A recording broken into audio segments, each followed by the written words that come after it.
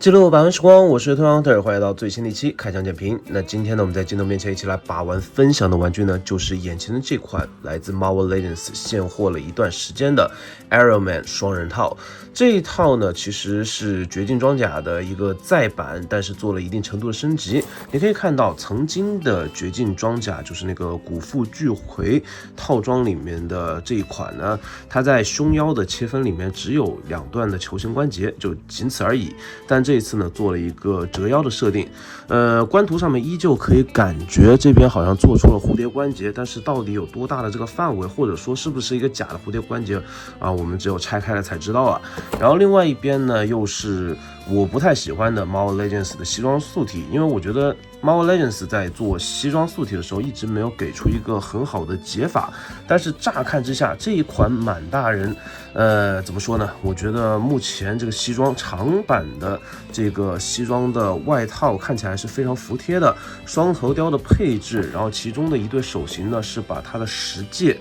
颗戒指全部都戴上的这个状态。看到侧面呢是两者之间漫画剪影图满大人手握地球的这种感觉我觉得非常有艺术感啊。然后另外一侧呢则是两边的头像，这边呢真的是一副正人君子的样子但是脸部一阴一阳，看起来呢就不是很好惹的样子背面还是非常帅气的这个和会。那么话不多说，直接来开箱。好的，除了一些这种火焰特效件然后一些这种大家见到非常多次的钢铁侠握拳手型这些老配件之外，全部的内容物就展现在我们的面前了。首先呢，这个套装我拿在手上把玩了一圈，我个人感觉满分10分的话，我会给到一个8.5分的比较高的分数。原因有2个点，第一个点呢，主要是在于这款钢铁侠。好，那么就边说来边看这一次的这个钢铁侠呢，其实在素体上升级的部分还是非常多的。我们简单的来看一下，首先头雕方面，这次的这个头雕，无论是 Tony Stark 的这个肉头，还是满大人的2颗头雕，它在喷印的部分基本上都覆盖了所有的肤色。可以看到呢，它已经做出了我们常在涂装里面，就是微缩模型涂装里面的那种罩染，还有一个整体的滤镜，都已经在这个喷印中表达出来了。可以看到呢，身上的这个预制阴影呢也是非常不错。你看我的这个镜头这么烂，然后依旧可以拍出，就是它的这个立体感非常强悍。那整体来说呢，这个头雕我会给到一个比较高的分数，也期待后续 Marvel Legends 出这个漫画版带头发的 Tony Stark 更加帅气的这个头雕，我们可以进行换头然后再者呢，虽然是之前见过的这个绝境装甲，整体来说的话呢，身形并没有太多的改变，但是可动性得到了大幅度的提升。首先呢，头部你可以看到它在这边是球形关节在下段连接，可以做到这个抬头和低头的幅度。抬头幅度呢，上面则使用的是转轴，这个设计是比较合理的，上下的联动的这个幅度呢都比较大。抬头大概可以看到天上，做出飞翔的动作，非常的自然。然后低头的幅度呢，可以直接看到自己的脚底板，甚至可以看自己的能源宝，对吧？没有任何问题。那手臂的部分呢，是我觉得这次比较惊喜的方面可以看到呢，它这里面它用了2层的这种连接关节去做的一个嵌套，类似于麦克法兰和这个 Storm Toys 的那种做法。它不是传统的那种转轴型的蝴蝶关节，它是一段传统关节，一个球形关节连在这个碗里面，然后这个碗，然后又是一个套筒球形关节连到里面的这个圆柱装。所以说呢，它的可动弧度，它虽然不是一个传统的球形关节，但是它能够做到球形关节就是蝴蝶关节能够做到的事情，向前差不多15到30度，向后呢也是差不多这个幅度。所以说让钢铁侠做出这种双手抱胸，然后思考问题的这个，或者说装叉的这个动作呢，也是没有什么太大的难点。只是这次的这个无孔关节非常的紧非常紧，尤其是现在冬天了，把玩的时候还是要小心。那双手抱胸的这个姿势，往上抬的话呢，只要把手臂2段的关节利用上面一段，哇，真的好紧在镜头面前确实不太好操作。像这个样子的话呢，其实做出抱胸的姿势呢也是可以的，只不过调整的不太好。接下来呢，则是它的这个胸腰关节部分。胸腰你可以看到挺胸幅度大幅度的加强，弯腰幅度呢也会因为这个 T 字的这个切割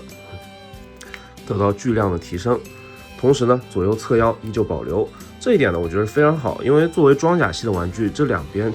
根据它的这个细节切2刀，我觉得完全没有问题。这一次感觉 Marvel Legends 的设计团队在可动性方面是彻底想明白了，而且呢，这个设计也不难，我只能说他们只是故意把这些技术啊，或者说把这些设计藏着掖着，然后呢多迭代几次，然后像手机一样多卖给玩家几次。反正喜欢的玩家都会买单的。这种做法呢，我可以理解商家的行为，但是呢，平时买单的时候呢，还是会觉得非常的烦躁啊。下半身的部分没有下拉关节就比较传统了，嵌套的大腿旋转关节在之前也见过，不过呢，这种设计呢，依旧是我非常喜欢的，因为跟着细节一起走，不会有太多穿帮位。双段关节的这个屈膝，脚部的接地前后没有什么太大问题，我觉得算是一款非常不错的钢铁侠人偶。头雕呢，则是跟之前一样的模具，我们就不换上去了非常严肃的一张钢铁侠的面具脸，就是这么多，放到一边。钢铁侠和满大人在现代的漫画里面，两者交手的次数也是比较多的。满大人拥有这个10界的魔法能量，所以说呢，这一次我觉得重点是在于他对于10界这个玩具的如何表达。这次呢，在手型上是做出了一个握拳的这个10界手型，但是呢，说实话呢，10界图的我觉得一般般，10分满分的话给到一个6分及格线的一个水平。虽然都有图，有不同的颜色，宝石也还比较亮，但是呢，出界和这个缺色的部分呢依旧有，但是还算是比较正常吧。然后再是一个狂化的这种变成老妖怪的这个手型，这个手型呢，说实话，上面的细节还是比较丰富的，比如说这个褶皱啊，然后以及它的这个指甲，但是这指甲的地方呢，其实有一定程度的缩胶，还有一些飞边，那看起来是比较糙的一款新模具，放到一边去，我也不是特别喜欢。然后来看一下这一次发狂的这个头雕啊，白发，然后迅速的老化。但是这个其实说实话，你说它老嘛，但是有些角度看起来像张纪中啊，整体的观感还是比较立体的。然后头部的口腔内部也有完整的涂装，那当然呢，它是一个红色零件嵌套进去的。我特别喜欢 Marvel Legends 这么去处理头雕的方式，两边的眼睛包括这个皮肤都是做出了这个阴影涂装。而且这次头发的这个涂装，我觉得也是做的比较严谨的，不是那种灰一块白一块的，而是整个颜色它过渡的是比较均衡的。那如果你把这个头雕用在四骑士等一些奇幻人偶上面，做一个那种呐喊着的这个将军的形象的话，我觉得也是可以的，因为这一张脸已经看不出来到底是亚洲人还是白人了，对吧？然后再看到正常的这个西装素体，说实话，我不喜欢 Marvel Legends 设计的西装素体，因为看起来非常的古板，而且大部分都有螃蟹手的问题。但这一次呢，感觉还是比较服帖的。那服帖的同时呢，站在钢铁侠旁边，感觉就只是他的一个保镖，并不太像是能跟他成为对手或者说宿敌的这种感觉，稍微有些遗憾，这气势上不是特别足。就是个人的观点啊。然后再看这个头雕，这个头雕呢，说实话还是比较帅气的。你把它放着当一个伯爵啊，也是比较 OK 的。胡子的设计好看，但是或多或少会有一点刻板。然后领带的这个飘动感觉，这个新零件呢做的也还行比较薄的一片软胶零件，整体观感还不错。那内部的这个素体呢，还是以前一样非常细瘦的一个素体。那如果说能够开发一个新素体，然后把这个做的更加服帖，有一种倒三角的感觉，我会觉得更好一些。但是呢，这样去做的话，去给其他的这种特工或者一般人去做这个素体的话，我觉得也还行吧。算是有得有失。无孔关节的四肢可动性就是这个样子，而且正常的观感的话，你带上一些玩具的滤镜，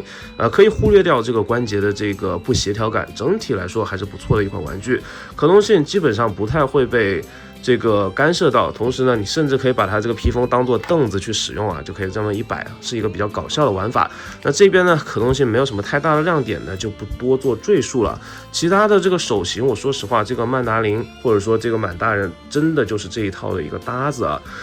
不差双头雕的配置，但是也没有优秀到哪里去。那整个套装的评分，就像我刚才说的一样，我会给到一个8分到8.5分的比较高的分数。但是呢，如果你有机会的话呢，也是建议大家蹲一个好价，或者说蹲一个拆卖的钢铁侠就可以了。那今天把玩分享就到这边，我是Toy Hunter，下期再见，不见不散，记得关注这个频道，拜拜。